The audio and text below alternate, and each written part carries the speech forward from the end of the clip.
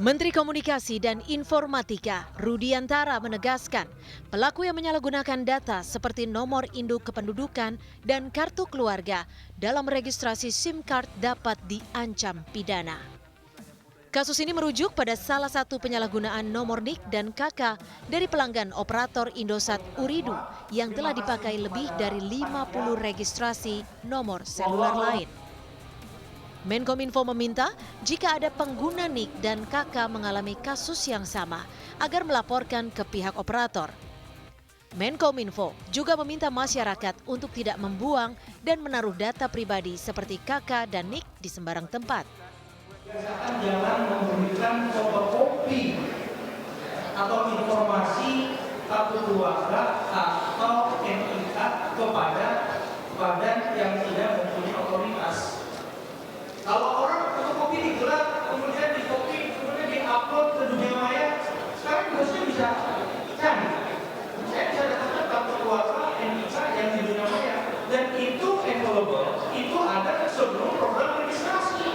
Jadi sudah lama, tapi tidak digunakan untuk aneh-aneh, tidak digunakan untuk praktik kriminal. Tapi kalau digunakan untuk kriminal, itu bisa kena hukuman seperti kriminal. Ya, jelas. Sementara itu, Yayasan Lembaga Konsumen Indonesia (YLKI) meminta pemerintah membuktikan kepada masyarakat bahwa data pribadi yang digunakan untuk mendaftar ulang kartu prabayar tidak disalahgunakan. YLKI menyampaikan pihaknya sudah lama mengingatkan pemerintah soal resiko dari kebijakan pemerintah yang mewajibkan masyarakat mendaftarkan ulang kartu prabayar seluler mereka dengan nomor induk kependudukan atau nomor kartu keluarga. YLKI mendesak kepada Kominfo untuk membuktikan dua hal, apakah itu penyalahgunaan di awal atau ada kebocoran data. Nah itu karena itu hal yang berbeda, artinya dua-duanya menjadi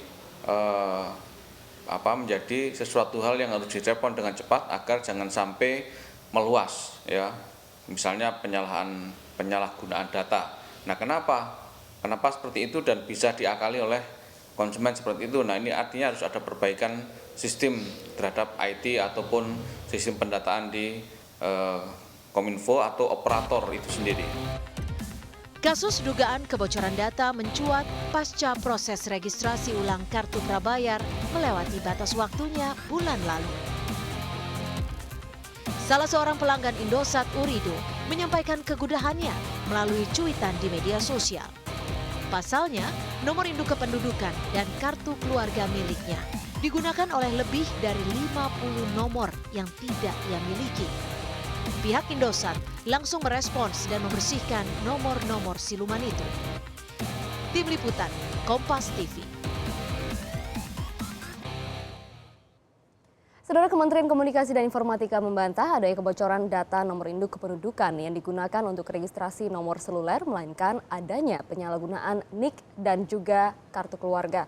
Lalu bagaimana penjelasannya selengkapnya? Pagi ini bersama saya sudah hadir Kepala Biro Humas Kementerian Komunikasi dan Informatika, Bapak Nur Iza. Selamat pagi. Selamat pagi. Dan juga pakar IT Abimanyu Wahyu Widayat. Selamat pagi. Selamat pagi. Assalamualaikum.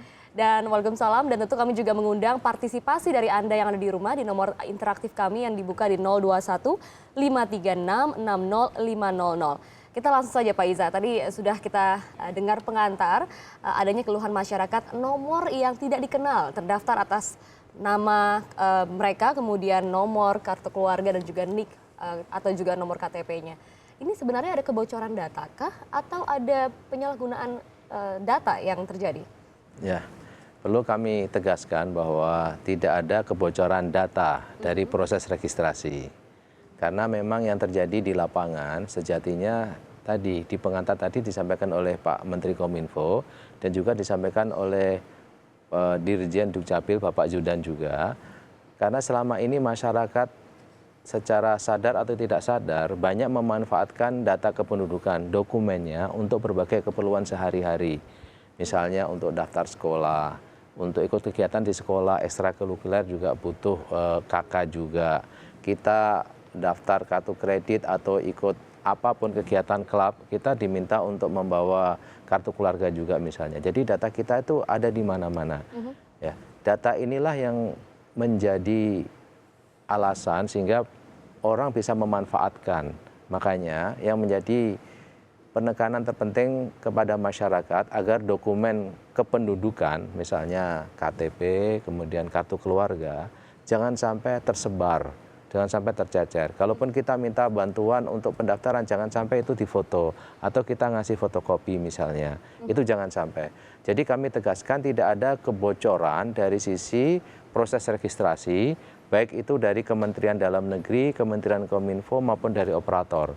Terlebih Kominfo itu tidak menyimpan data sama sekali. Nah, bagaimana kemudian keamanan dari seluruh proses ini, registrasi kemudian datanya disimpan dan tidak disalahgunakan atau diretas, yang bisa menjadi jaminan bagi masyarakat?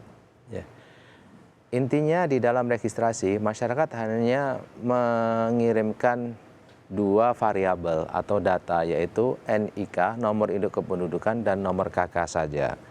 Kemudian oleh operator, NIK dan nomor KK ini dikirimkan kepada Ditjen Dukcapil, Kementerian Dalam Negeri. Nah, Kementerian Dalam Negeri, Ditjen Dukcapil juga tidak mengirimkan data apapun kepada operator. Misalnya data kependudukan dan sebagainya. Tidak Siapakah yang menyimpan jadi data? Data semua data tersimpan tetap di Direktorat Jenderal Dukcapil, di Kementerian Dalam Negeri.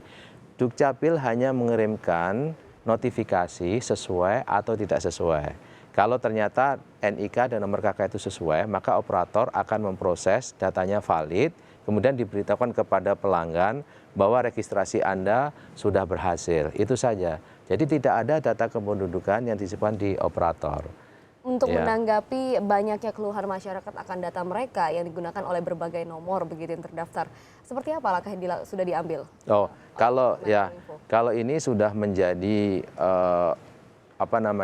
Kementerian Kominfo ya, Pak Rudiantara sudah dari awal menghimbau kepada operator, meminta kepada operator agar menyediakan fasilitas yang bisa digunakan oleh masyarakat agar mereka bisa mengecek NIK-nya itu digunakan di nomor mana saja. Jangan sampai nanti NIK-nya digunakan oleh nomor-nomor yang dia tidak kehendaki, yang bukan nomornya dia. Itu sudah diantisipasi dari awal. Apabila ada pihak-pihak yang tidak bertanggung jawab, maka orang yang bersangkutan bisa melakukan unregistrasi. Berarti masyarakat harus proaktif begitu untuk memeriksakan data mereka? Laman yang telah tersedia. Ya, karena registrasi prabayar ini program nasional dan harus dijaga.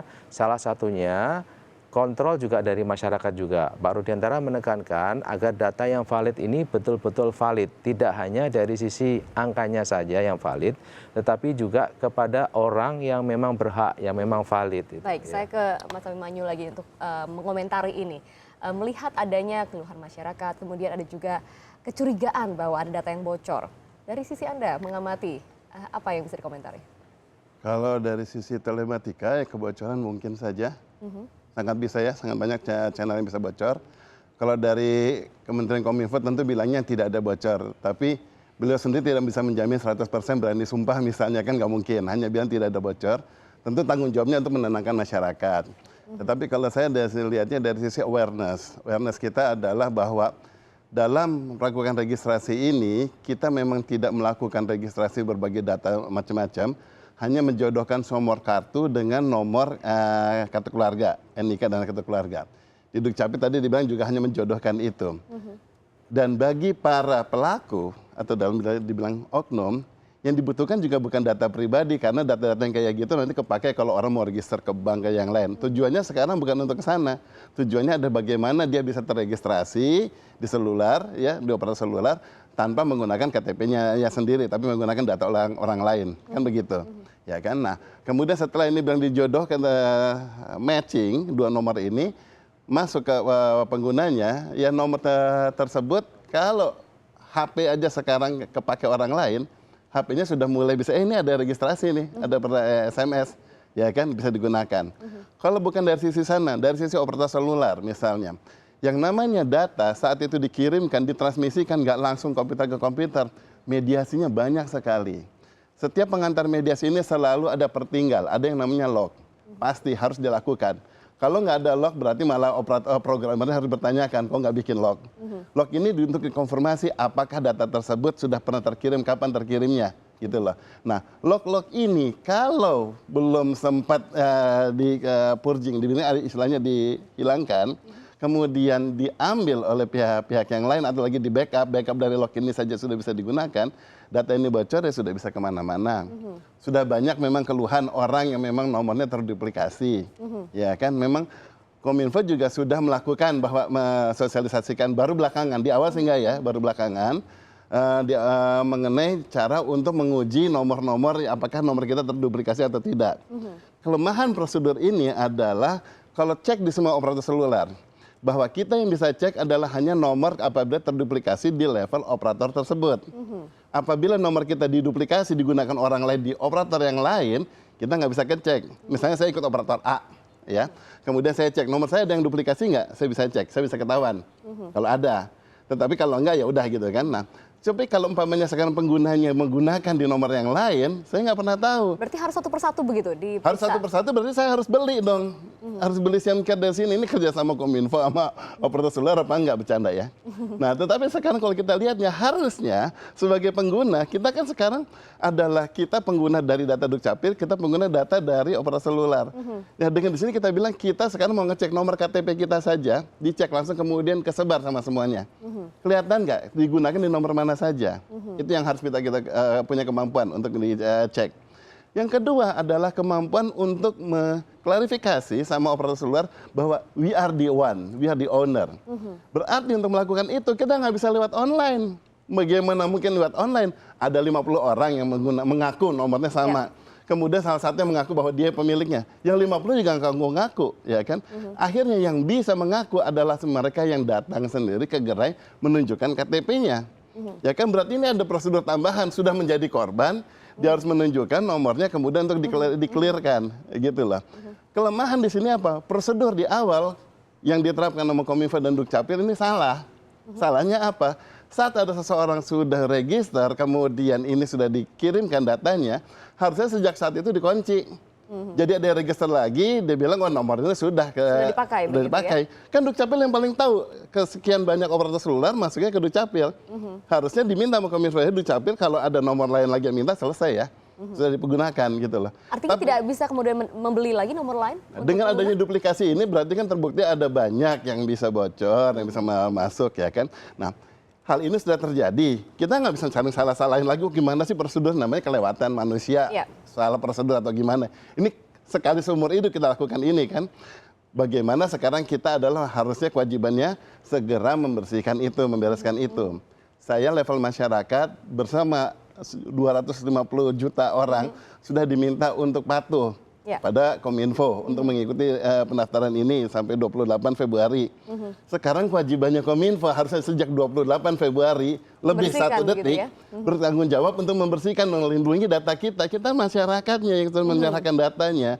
Dibantu harusnya seperti itu gitu loh. Wah, ini Pak Iza banyak pekerjaan rumah sepertinya untuk Kominfo karena tidak berhenti di hanya untuk mensosialisasikan saja bagaimana masyarakat dapat mencegah, tapi banyak langkah-langkah yang harus diambil. Saya juga membuka line interaktif sekali lagi bagi Anda di rumah di 021 53660 500. Kita akan lanjutkan perbincangan ini termasuk juga membuka telepon setelah jeda.